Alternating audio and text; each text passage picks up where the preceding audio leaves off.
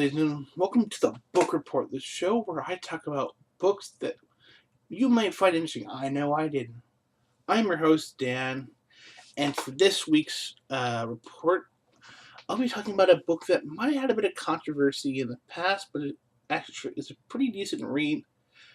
Starship Troopers by Robert A. Heinlein. Now I know you're going, wait a minute, wasn't that a movie back in the 1990s? Yes, it was a movie back in the 1990s. But it's not quite the same as the book. And now I know you're going to say, oh my God, Dan, you're one of those purists who are like, the book is better than the movie. Yes and no. While I'll admit the movie was quite an entertaining piece of action cheese from that era where, everything was over the top and explosions, kind of like a Michael Bay film, the book is a slightly different animal. While we do have a lot of the same main characters, there's a few things that are different. So, let's get into Starship Troopers by Robert A. Heinlein. Come on, you want to live forever? Now the book starts out not at the beginning, but somewhere in the middle.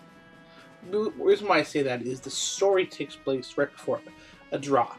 Now, the story, like the movie, follows Johnny Rinko.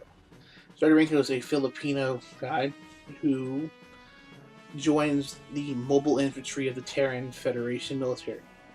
The mobile infantry, despite what you might have seen if you saw the movie, are not just cannon fodder.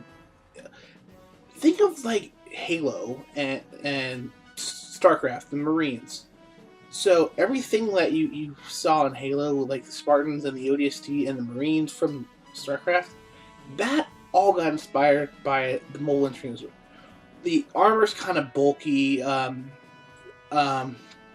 They're basically dropped from a starship to basically as sci-fi paratroopers.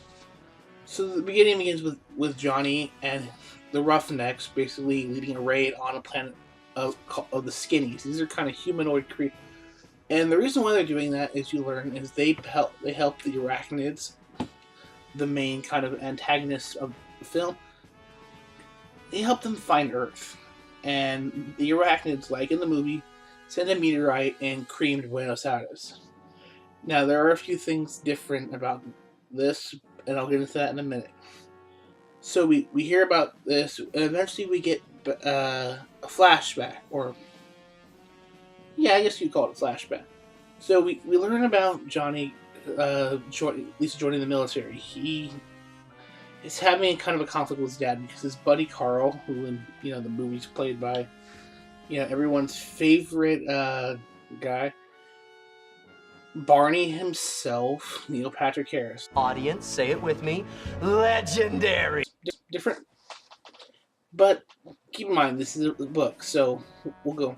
So his buddy Carl wants to join the military because he's a science guy and he figures he'd do better in R&D there. So he goes to enlist. They meet up with their friend Carmen. He was like, "Hey, I'm enlisting. I'm gonna become a pilot." He's like, "Dude, I'm gonna become a pilot too," because he's kind of corny. So they go in. They do their whole exam, figure out what field they end up best in. Carl gets MI. Carmen, because she's been doing like trigonometry and all these advanced math courses, makes it a pilot. And basically, Johnny gets told he's not fit for anything eventually except for the MI. Now we begin learning some other stuff about Johnny. Apparently, one of his teachers is a vet, Professor or Mr. Dubois. Now, they kind of combined him in the movie with his lieutenant into Rutchek, who is a character in the book, but so he joins the MI, and he's getting trained. Now, this is set kind of in a more militaristic future. It's very much kind of like ancient Rome or Sparta thing. You have private businesses, and people have freedoms. But the military is the big institute. So that's where everybody goes. So Johnny's, in training. He, people get lashed. And one of the days when he's on his hike, he gets a letter from Mr. Dubois, and it turns out that Mr. Dubois was a colonel in the MI. So he's like, "Holy shit! This guy who was my teacher is encouraging me to." He says, he's like, "I found out that you're in the same outfit I was in, and I'm so proud of you because that's so cool. I didn't realize you were that hardcore."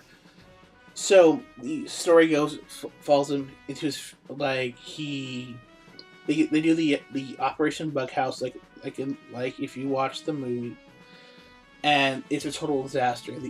The MI, despite the fact they have their mech suits and the fact they have soldiers, gets their ass kicked by the arachnids. Now, the cool thing in the story is the arachnids are intelligent arthropods. They say imagine a madman's version of an intelligent spider. These guys have hyperspace capable ships, guns that can cut through armor, that kind of stuff. So they're in a real battle for dominance. So eventually what happens is Johnny gets, he makes his way up. He goes from being, private to a sergeant eventually, and he goes to talk to his CO. This is after the Lieutenant Retchick, which is the Roughnecks are named after, dies. And he goes to the new CO, and he says, "Hey, I'm thinking about staying because this war is going on, and I might as well do something, productive." And he says, "Fine." So he ends up going off to officer candidate school. And in the story, there's a lot of philosophical questions, like in this thing, which I thought was really kind of cool. Like, how much is one man's life worth? Is it worth a war? Or what's is beating, is discipline? Isn't disciplining your child important for the child's growth? There's a lot of that kind of stuff. I mean, there's really kind of an office filibuster in here. But anyway, so Johnny goes off to officer candidate school, and it turns out his dad had actually survived the attack on Buenos Aires. It turns out he had not been there. He had actually been back home in Manila when the asteroid hit. So he says, I realized after hearing when you joined that I was just mad at you because I felt, he didn't feel like quite a man. So he basically put his business into wartime, and he joined the military. So the story continues as he's learning again. He's back in OCS after he meets his dad, which, for those who don't understand, is officer candidate school, and he gets sent off on a training mission, and this is the part where they have to catch the brain bug, which is supposed to be like the tactical part of the arachnids. Though they're a highly advanced species, they're still very much set up like a hive. And so they're like, well, if we catch the brain bug, maybe we'll be able to figure out how to take it down. So there's a whole thing where they're trying to find it, and eventually they find it. And you find out two things interesting. One is the guy who helps capture the bug, which is old drill instructor, whose name is Zim, and he the story kind of doesn't quite end there. The story wraps up where they're about to launch a new attack on the bug homeworld, but because they have all this data from the brain bugs, they're more ready to go. So. This time, Johnny's leading the Roughnecks, and his dad is his sergeant in charge. The story kind of leaves off. This ends there. Now, I found the book in that case really interesting. It's kind of a coming of age. Watching someone go from being this, he goes from being a kind of a spoiled rich kid to, a more filled out character.